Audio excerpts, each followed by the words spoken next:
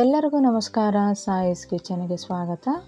ಇವತ್ತು ಆರೋಗ್ಯಕರವಾದ ಮೆಂತ್ಯದ ಹಿಟ್ಟು ಮಾಡುವುದು ಹೇಗೆ ಅಂತ ನೋಡೋಣ.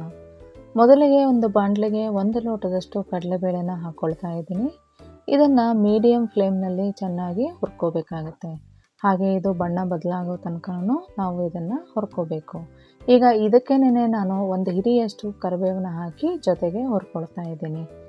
ಇದು ಕೂಡ ಅಷ್ಟೇ ಗರಿ ಗರಿ ಆಗುತ್ತೆ. ಹಾಗೆ ಕಡಲೆಬೇಳೆ ಕೂಡ ಬಣ್ಣ ಬದಲಾಗುತ್ತೆ, ಅಲ್ಲಿ ತನಕ ಹುರ್ಕೋಬೇಕು. ಈಗ ನೋಡಿ, ಇದು ಕೆಂಪು ಬಣ್ಣಕ್ಕೆ ಬರ್ತಾ ಇದೆ. ಈಗ ಆಗಿದೆ. ಇದನ್ನು ಒಂದು ಪಾತ್ರೆಗೆ ತೆಗೆದಿಟ್ಕೊಂಡಿದ್ದೀನಿ. ಈಗ 3/4 ಲೋಟದಷ್ಟು ಉದ್ದಿನ ಬೇಳೆನ ತೊಗೊಂಡಿದ್ದೀನಿ.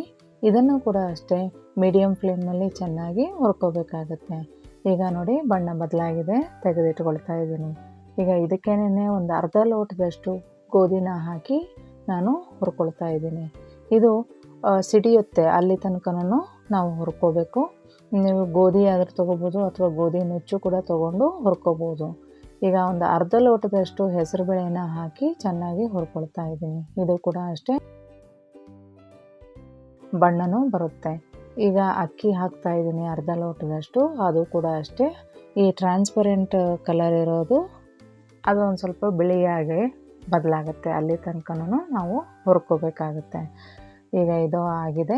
ಒಂದು ಪಾತ್ರೆಗೆ ತೆಗೆದು ಇಟ್ಕೊಳ್ಳೋಣ. ಈಗ ಇದಕ್ಕೆ ಒಂದು 2 ಸ್ಪೂನ್ನಷ್ಟು ಧನಿಯಾನ ಹಾಕ್ಕೊಂಡು ಹುರ್ಕೊತಾ ಇದ್ದೀನಿ. ಇದು ಕೂಡ ಅಷ್ಟೇ ಘಮ ಘಮ ಅನ್ನೋ ತನಕನೂ ಹುರ್ಕೋಬೇಕು. ಈಗ ಇದಕ್ಕೆ 1 ಸ್ಪೂನ್ನಷ್ಟು ಮೆಂತ್ಯಕಾಳನ್ನ ಹಾಕಿ ಹುರ್ಕೊಳ್ತಾ ಇದ್ದೀನಿ. ಈ ಮೆಂತ್ಯಕಾಳು ಇದು ಕೂಡ ಸಿಡಿಲಿಕ್ಕೆ ಶುರುವಾಗುತ್ತೆ, ಅಲ್ಲಿ ತನಕನೂ ಹುರ್ಕೋಬೇಕು. ಈಗ ಇದು ಕೂಡ ನೋಡಿ ಸಿಡಿತಾ ಇದೆ. ಇದಾಗಿದೆ, ತೆಗೆದು ಇಟ್ಕೊಳ್ತಾ ಇದ್ದೀನಿ. ಇದಕ್ಕೇನೆ 1 ಸ್ಪೂನ್ನಷ್ಟು ಜೀರಿಗೆನ ಹಾಕಿ ಅದು ಕೂಡ ಸಿಡಿಲಿಕ್ಕೆ ಶುರು ಆಗುತ್ತೆ, ಆವಾಗ ತೆಗೆದಿಟ್ಕೊಳ್ತಾ ಇದ್ದೀನಿ. ಈಗ ಇದಕ್ಕೊಂದು 1/4 ಸ್ಪೂನ್ನಷ್ಟು ಇಂಗನ್ನ ಹಾಕಿ ಮಿಕ್ಸ್ ಮಾಡಿ ಇಡ್ತಾ ಇದ್ದೀನಿ. ಇದು ತಣ್ಣಗಾದ ನಂತರ ಇದನ್ನು ಮಿಕ್ಸಿಗೆ ಹಾಕೋಬೇಕು. ಇದು ತಣ್ಣಗಾಗಿದೆ. ಈಗ ಇದಕ್ಕೆ ಒಂದು 1/4 ಸ್ಪೂನ್ನಷ್ಟು ಅರಿಶಿನ ಹಾಕ್ತಾ ಇದ್ದೀನಿ. ಹಾಗೆ ಒಂದು ಅರ್ಧ ಸ್ಪೂನ್ನಷ್ಟು ಉಪ್ಪನ್ನ ಹಾಕ್ಕೊತಿದ್ದೀನಿ. ಬೇಕಂದರೆ ಉಪ್ಪು ಹಾಕೋಬೋದು, ಇಲ್ಲ ಅಂತ ಅಂದರೆ ಹಾಕ್ದೇನೂ ಇರ್ಬೋದು. ಇದನ್ನು ಪುಡಿಯಾಗಿ ನುಣ್ಣಗೆ ಮಾಡ್ಕೋಬೇಕು. ಹಾಗೆ ಕೆಲವೊಬ್ಬರು ಇದಕ್ಕೆ ಖಾರ ಕೂಡ ಹಾಕ್ಕೊತಾರೆ.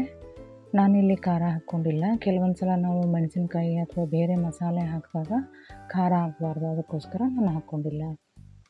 ಇದನ್ನು ಜಲಿಸಿ ಇನ್ನೊಂದು ಸಲ ನುಣ್ಣಗೆ ಮಾಡ್ಕೋಬೇಕಾಗತ್ತೆ.